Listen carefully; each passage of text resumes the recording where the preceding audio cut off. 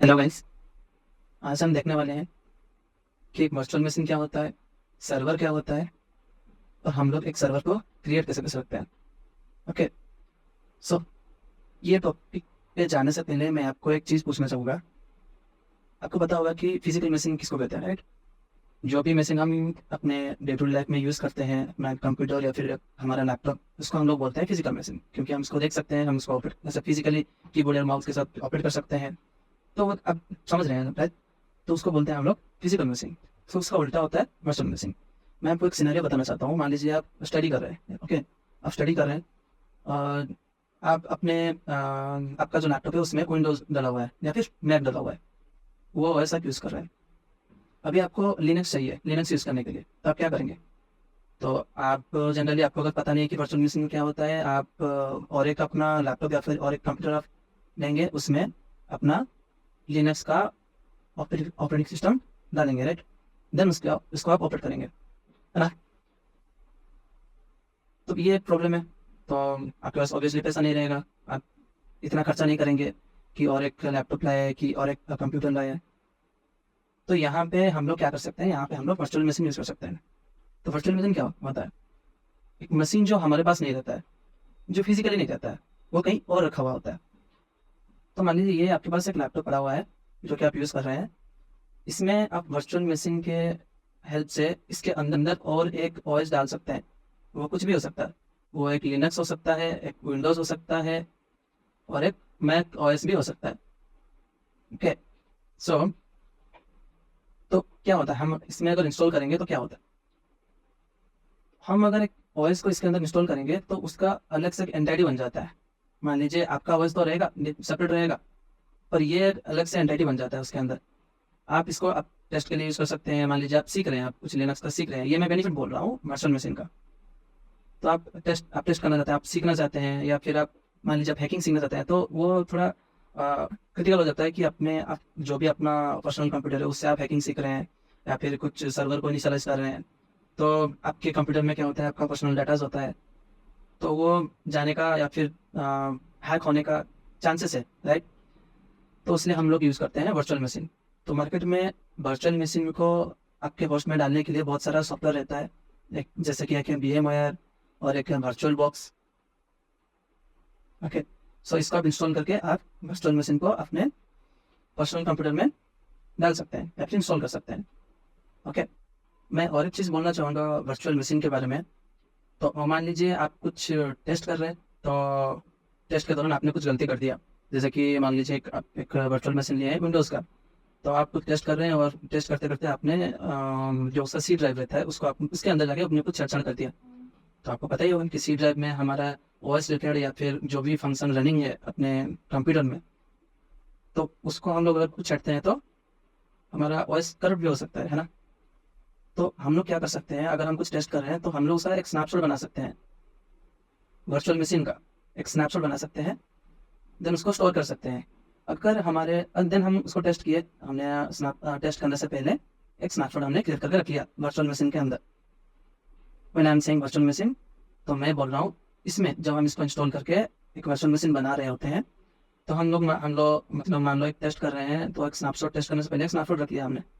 तो ये क्या होता है, ये जैसे एक वर्जन कंट्रोल होता है ना गिट पे, तो यहाँ पे हम लोग पर्सन एज ए वर्जन इसको स्टोर कर सकते हैं। तो हमने एक स्नैपशॉट क्रिएट किया, देन कुछ टेस्ट किया और मान लो टेस्ट में कुछ एरर आ गया।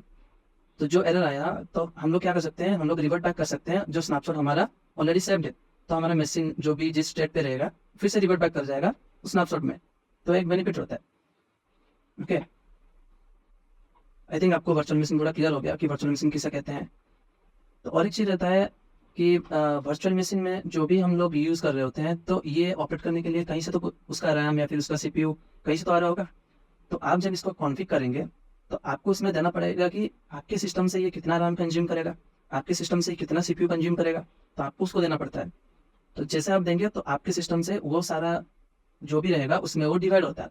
इसके साथ वो मान लीजिए आपके सिस्टम में 8 GB रैम है और आपने दिया उसको 2 GB, तो 2 GB तो आपके सिस्टम में रह जाएगा 4 GB और वर्चुअल मशीन के पास चला जाएगा 2 GB।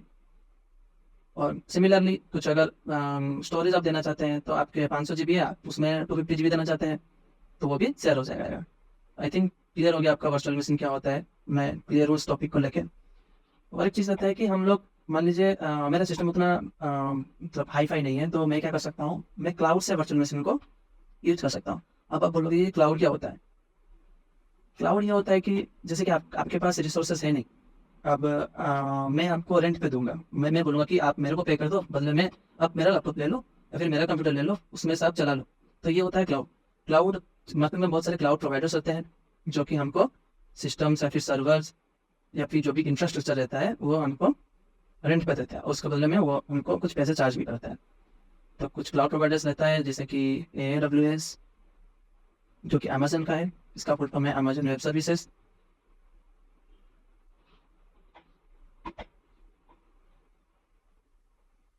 एज्योर, जो कि माइक्रोसॉफ्ट का है। एंड GCP, जो कि गूगल क्लाउड प्रोवाइडर। सो सबसे ज़्यादा पॉपुलर है AWS, क्योंकि ये बहुत पहले आया था, तो इसीलिए सबसे ज़्यादा पॉपुलर है। Then Azure, then GCP। तो ये लोग क्लाउड प्रोवाइडर्स हैं जो कि प्रोवाइड करते हैं वर्चुअल मशीन। ऑब्वियसली वो वर्चुअल मशीन ही होगा, क्योंकि वो तो आप फिजिकली उसको ऑपरेट नहीं कर सकते। आपको क्लाउड प्रोवाइडर के पास जाना पड़ेगा, देन वहाँ से उनके प्लेटफॉर्म से आपको वो मशीन को एक्सेस करना पड़ेगा, राइट। तो ये लोग हमको इंफ्रास्ट्रक्चर प्रोवाइड करते हैं, हम लोग क्रिएट कर सकते हैं यहाँ पे जाके, हम लोग अपना वर्चुअल मशीन या फिर सर्वर हम लोग क्रिएट कर सकते हैं। तो क्लाउड वही होता है, दैट्स इट, नथिंग एल्स। उसके बाद हमारा टॉपिक क्या था, सर्वर कि सर्वर किसे कहते हैं। तो मैं और एक चीज़ बताना चाहूँगा कि मान लीजिए सर्वर, जैसे कि इसका नाम से ही है, कुछ ये सर्विस प्रोवाइड करता है, राइट। तो मान लीजिए आप एक ऑफिस, आप क्या यूज़ कर रहे होंगे, एक्सेल, पावर पॉइंट या फिर माइक्रोसॉफ्ट वर्ड, राइट। तो उसके लिए आपका मिनिमम क्या रहता है, मिनिमम आप 8 GB या फिर 4 GB रैम रहता है। इंटेल का कुछ भी एक प्रोसेसर का मिनिमम स्टोरेज आपका क्या रहता है, मिनिमम स्टोरेज आपका 250 GB। तो मैं मतलब नॉर्मली हम लोग ऑपरेटिंग के लिए या फिर हम इंटरनेट जस्ट ब्राउजिंग करते हैं या फिर पढ़ाई वढ़ाई करते हैं, कुछ नोट्स लिखते हैं, तो उसके लिए ये हमारा चल जाता है, राइट। उसके लिए हमारा चल जाता है। तो सिमिलरली आप जब गेमिंग करते हैं तो ऑब्वियसली आपको पावरफुल प्रोसेसर चाहिए होगा, पावर में थोड़ा ज़्यादा आराम चाहिए होगा, है ना। मान लीजिए यहाँ पे मैं यूज़ कर रहा था 32 GB और 16 GB में भी, और यहाँ पे मेरे को थोड़ा SSD चाहिए होगा थोड़ा बेटर परफॉर्मेंस के लिए, है ना। तो डिफरेंट यूसेस के लिए आपको डिफरेंट काइंड ऑफ मशीन चाहिए होता है, राइट। तो सिमिलरली एक सर्वर क्या होता है, वो एक पावरफुल कंप्यूटर होता है और कुछ नहीं। ओके, मेरा ड्राइंग थोड़ा ख़राब है।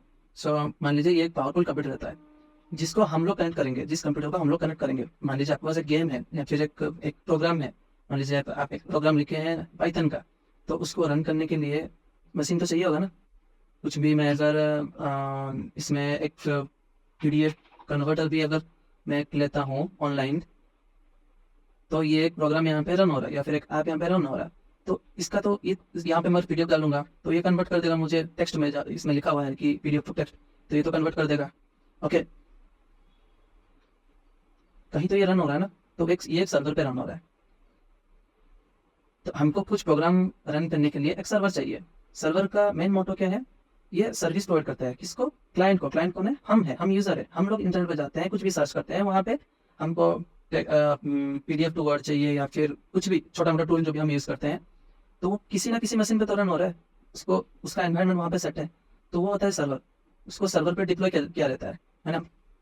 मतलब मेरे पास एक पाइथन का प्रोग्राम है, मैं उसको डिप्लॉय करना चाहता हूँ इंटरनेट पे। ओके, तो मुझे एक सर्वर क्रिएट करना पड़ेगा।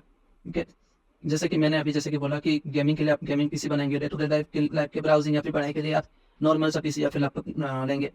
तो ऐसे ही सर्वर क्या होता है, सर्वर एक खास तरह का मशीन होता है जो कि आपको सर्विस देता है, जिसमें कि हमारा जो ऐप है वो डिप्लॉय किया रहता है। ओके, तो आई थिंक आपको सर्वर क्या है समझ में आ गया। तो ये हमारा सर्वर है, इस पे हमारा ये मेरा पाइथन का प्रोग्राम है, मैं इस पे इसको चलाऊंगा। तो सर्वर आप क्या कर सकते हैं, आप जो अपना वर्चुअल मशीन है उसको भी एज ए सर्वर ट्रीट कर सकते हैं आप। नहीं तो क्लाउड पे जाके क्लाउड पे एक सर्वर ले सकते हैं, देन उस पर अपना ऐप डिप्लॉय कर सकते हैं। ओके, आई थिंक सर्वर के आपको थोड़ा क्लियर हो गया, हम लोग एक सर्वर को कैसे क्रिएट कर सकते हैं। तो मैं यूज़ करूँगा AWS, जो कि है अमेजन वेब सर्विसेज। मैं यूज़ करूँगा AWS to create a server. So ऐसे भी जो AWS का अकाउंट है वो 1 साल के लिए फ्री रहता है, तो आप लोग अपना क्रेडिट कार्ड देके वहाँ पे 1 साल का फ्री अकाउंट खोल सकते हैं। तो उसमें आप लोग कुछ भी वर्चुअल मशीन लेके या फिर कुछ भी सर्वर लेके आप प्रैक्टिस कर सकते हैं, या फिर स्टडी पर्पज़ के लिए आप यूज़ कर सकते हैं। तो आपको लग रहा होगा कि आप क्रेडिट कार्ड देंगे तो उसमें कुछ ऑटोमेटिक मंथली मंथली पैसा डिडक्ट होगा, नहीं, डिडक्ट नहीं होगा, आपको मैनुअली खुद से पे करना पड़ेगा। अमेज़न कभी भी आपसे मतलब उसमें ऐसा नहीं रहता है कि ऑटो डिडक्ट हो जाता है, ऐसा नहीं रहता। तो आपको खुद से पे करना पड़ेगा। बेफिक्र होके हम चला सकते हैं। ओके, तो मैं आ गया अपने AWS का मैनेजमेंट कंसोल पे, यहाँ पे मैं साइन इन कर लूँगा। तो मैंने अपने यहाँ पे MFA कोड डाल दिया है।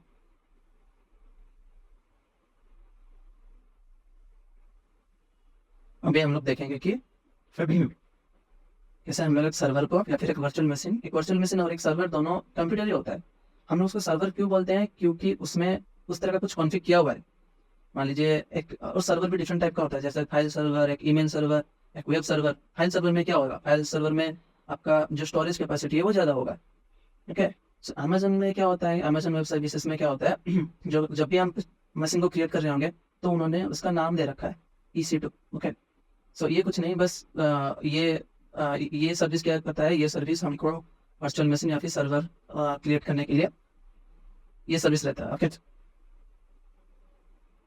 इसी का फुल फॉर्म है इलास्टिक कंप्यूट क्लाउड, जो कि अमेजन की तरफ से है। उनको इलास्टिक जो वर्ड है ना वो उनको ज़्यादा पसंद है, क्योंकि उनका मोस्ट ऑफ द सर्विसेज के स्टार्टिंग पे फिर एंडिंग पे इलास्टिक लगा रहता है। ओके, सो मैं सिंपली यहाँ पे जाऊँगा लॉन्च इंस्टेंस पे, और एक इंस्टेंस में लॉन्च करूँगा। यहाँ पे ये नाम दे दूँगा।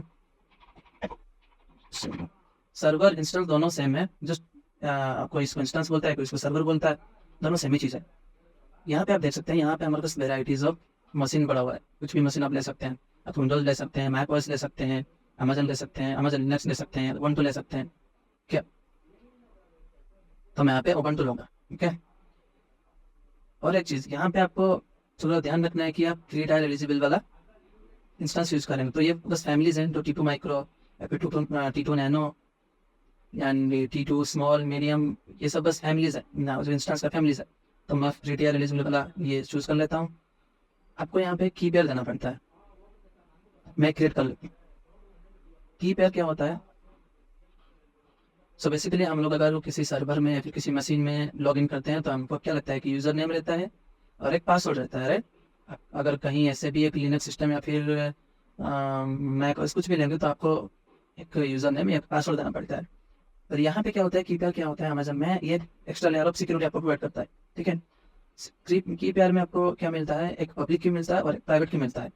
तो जो प्राइवेट की रहेगा वो आपके पास रहेगा, जो पब्लिक की रहेगा वो रहेगा अमेज़न के पास। तो ये जो आपको प्राइवेट की देगा उसको आपको स्टोर कर रखना है।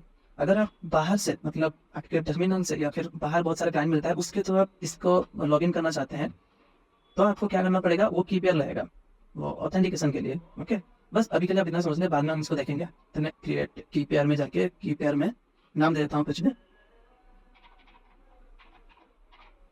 टेस्ट की। ठीक है, तो यहाँ पे मैं इसको पेन सेलेक्ट कर देता हूँ। दो फॉर्मेट में आता है, पेन और ठीक है, इसको पुट्टी के लिए और इसको ओपन के लिए आप यूज़ कर सकते हैं। समझो,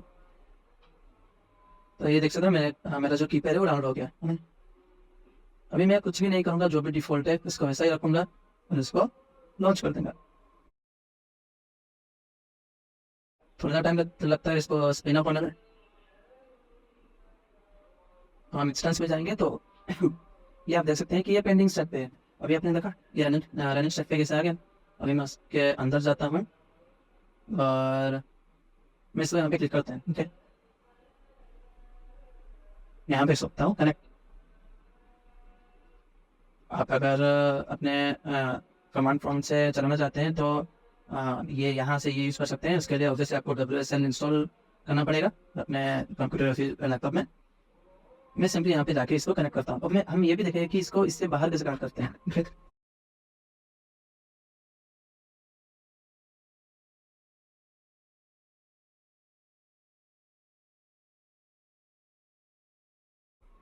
ये देखिए अपना सिस्टम रेडी हो गया। अभी मैं इसमें कुछ भी कर सकता हूँ। इसमें मैं ये देखिए, ये है आपका वर्चुअल मशीन। आप ये कहाँ पे यूज़ कर रहे हैं? ये आप यूज़ कर रहे हैं क्लाउड पे, अमेजन वेब सर्विसेज पे, यहाँ वहाँ पे यूज़ कर रहे हैं इस बार। ठीक है, इसमें मैं कुछ भी कर सकता हूँ। मैं कुछ टेस्ट करना चाहता हूँ, लिनक्स सीखना चाहता हूँ, कुछ भी जो भी मेरे को चाहिए मैं वहाँ पे यहाँ पे वो कर सकता हूँ। मान लीजिए मैं कुछ भी किया,